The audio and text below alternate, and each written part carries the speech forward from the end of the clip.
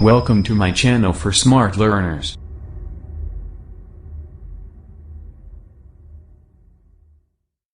आज म क्लास 9-10 को ट्रिगोनोमेट्री मा प्रयोग हुने बेसिक आधारभूत फर्मुलाहरु आधारभूत सूत्रहरु लिएर आएको छु।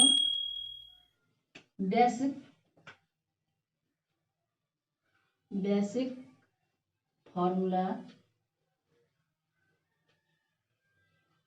of trigonometry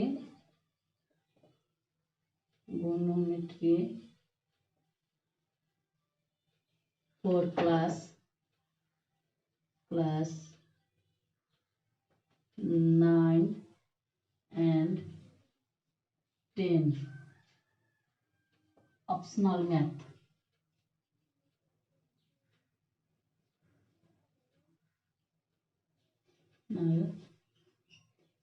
Maths. Basic formula of trigonometry for class 9 and 10 optional maths.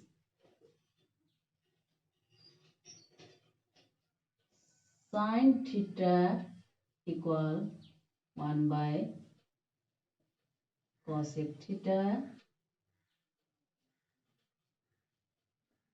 Sin theta equal under root 1 minus cos square theta. Sin square theta equal 1 minus cos square theta. Cos theta equal 1 by sec theta. Cos theta equal root under 1 minus sin square theta. Cos square theta equal 1 minus sin square theta.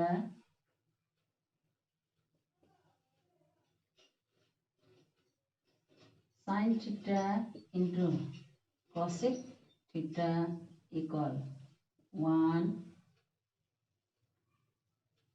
Cos theta into sec theta equal 1.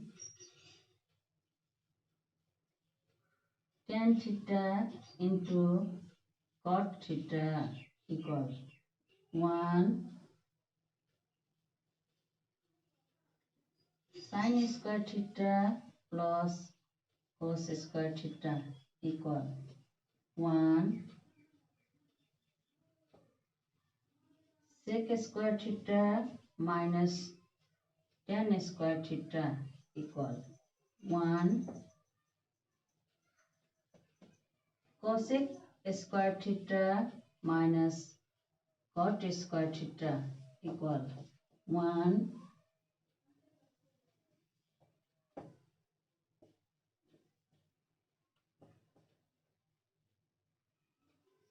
Sec square theta equal 1 plus tan square theta. Sec theta equal root under 1 plus tan square theta.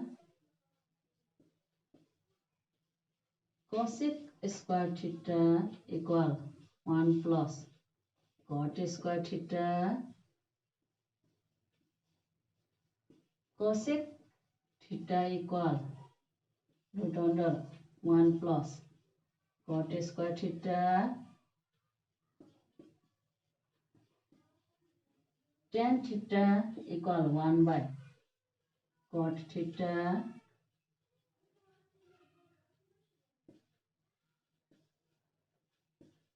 Tan theta equal sin theta by cos theta. Cot theta equal 1 by tan theta.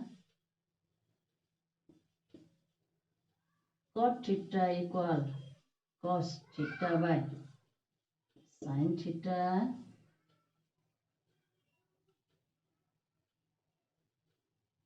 यो हाम्रो ट्रिगोनोमेट्रीमा कक्षा 9 र 10 मा पढ्यो भने OPT म्याथको यो ट्रिगोनोमेट्रीको basic फर्मुलाहरू हुन्। यी फर्मुलाहरू हामीलाई सुरुको कन्सेप्ट क्लियर गर्नको लागि यति फर्मुलाहरूलाई अध्ययन गर्नुपर्छ। यो अध्ययन गर्न यसो हेर्दा थुप्रै देखिन्छ। यसरी हेर्दा यसो सरर हेर्दा यो यसो 20 वटा भयो। 20 वटा रट्न सम्झिन धेरै गाह्रो हुँदो रहेछ। तर यसैमा हामीले केही टेक्निक प्रयोग गर्दा यो सम्झिन धेरै सजिलो हुन्छ। त्यो सम्झिन सजिलोको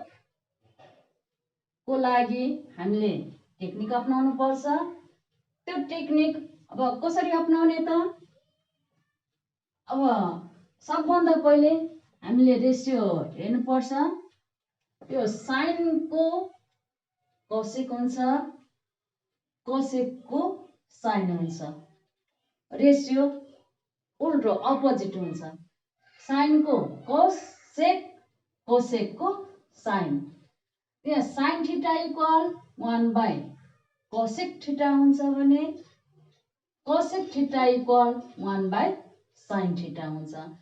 हामीले एउटा yo sine theta equal 1 cosec theta सम्झ्यो भने cosec theta equal 1 sine theta दोस्रो पनि हामीलाई सम्झिन सक्यौं। Sine theta equal √1 cos square theta पनि हुन्छ। त्यस्तै अब यो यदि यसलाई दुवैतर्फ स्क्वायर गर्दा साइन स्क्वायर थीटा इक्वल यतापट्टिको रुट काटिन्छ 1 - कोस स्क्वायर थीटा भयो। हामीले यो सम्झिँदा यो पनि पढ्नु परेन। यति मात्रै के गर्नु पर्यो भने यतापट्टि स्क्वायर गर्दा यतापट्टिको रुट हट्छ अनि sign square theta equal 1 - cos square theta हुन्छ।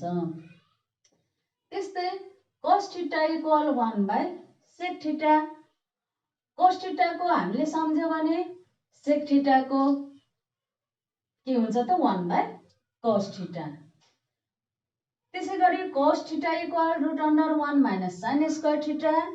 यदि यहाँ कोस आयो भने यता √1 - साइन स्क्वायर थीटा आउँछ। त्यसैगरी यतापट्टि कोस स्क्वायर आयो भने यतापट्टिको रुट हट्छ 1 - साइन स्क्वायर थीटा हुन्छ। हामीले यो पढ्यो भने यो टेक्निक मात्रै अलिकति टेक्निक लगायो भने हामी यो सम्झिन सक्छौं। त्यस्तै यहाँ sine theta into cosec theta equal 1 छ। अब हामीले यो सम्झ्यो भने यो फर्मुला रट्नै पर्दैन। साइन थीटा अब यसको मुनि केही छैन भने 1 बुझिन्छ नि। अब यो 1 बुझ्दा क्रस मल्टिप्लाई गर्दा sine theta into cosec theta equal कति हुन्छ त 1 हुन्छ। हामीले यो 1 नम्बरको फर्मुला सम्झ्यो भने यो 7 नम्बरको फर्मुला यतिकै नपढिकन पनि हामी निकाल्न सक्छौं। क्रस मल्टिप्लाई गरेर sine theta into cosec theta equal 1। यही 1 नम्बर फर्मुलाबाट यो 7 नम्बरको फर्मुला पनि आएको छ। त्यसैगरी cos theta into sec theta equal 1। यो cos theta into sec theta equal 1 कसरी आयो त? यो 4 नम्बरको फर्मुलाबाट यो 8 नम्बरको फर्मुला आयो। Cos theta into sec theta equal 1। यो कोस थीटा इक्वल 1 सेक थीटा छ। कोस थीटा क्रस मल्टिप्लाई गर्दा cos theta into sec theta equal 1 हुन्छ। त्यस्तै tan theta into cot theta equal 1। tan theta into cot theta, tan theta equal 1 cot theta हुन्छ। यो 17 number formula र यो 9 number फर्मुलाको एक अर्कामा के छ त कनेक्सन जोडिएको छ। tan theta equal 1 cot theta, त्यसैले क्रस मल्टिप्लाई गर्दा tan theta into cot theta equal 1 आउँछ। त्यसैगरी sign square theta plus cos square theta equal 1। यहाँ माथि हाम्रो 3 नम्बरमा के थियो त sign square theta equal 1 - cos square theta. यही 3 नम्बर फर्मुलाबाट यो 10 नम्बरको फर्मुला पनि बनेको छ। sin square theta equal 1 minus cos square theta.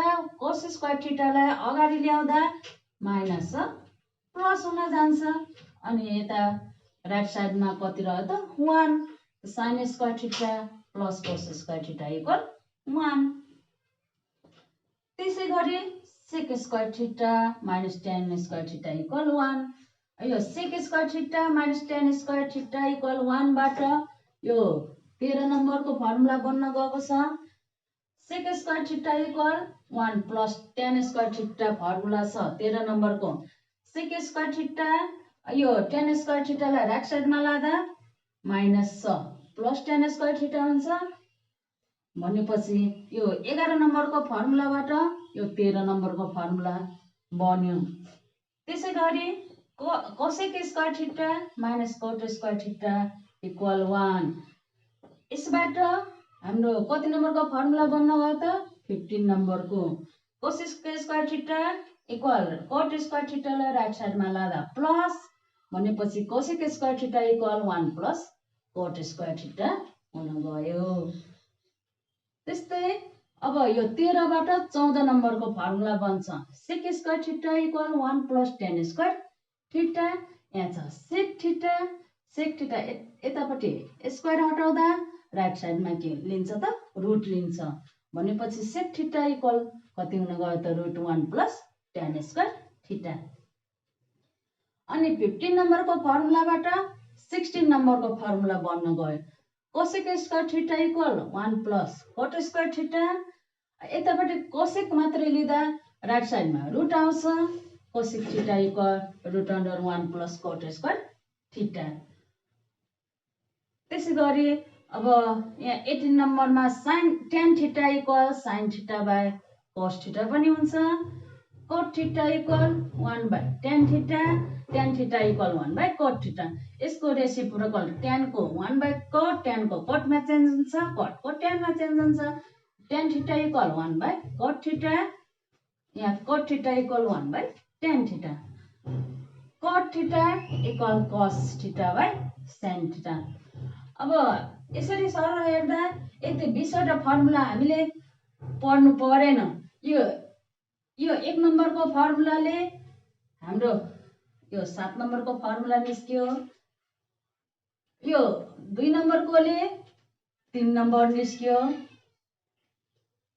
यो 4 नम्बरकोले 8 नम्बर निस्क्यो। यो 5 नम्बरले 6 नम्बर निस्क्यो। त्यस्तै 9 र 17, 10 र 3, 11 र 13, 13 ले 14, 12 ले 15, 15 ले फेरि 16 एक अर्कामा जोडिएको छ। त्यसैले हामी यो 4-5 वटा यसमा फर्मुला पढ्यो भने त्यसैलाई हामीले अगाडि पछाडि गुणा भाग मल्टिप्लिकेसन डिभिजन गर्दा यो 20 वटा फर्मुला यो बेसिक फर्मुला आफै निस्किन जान्छ।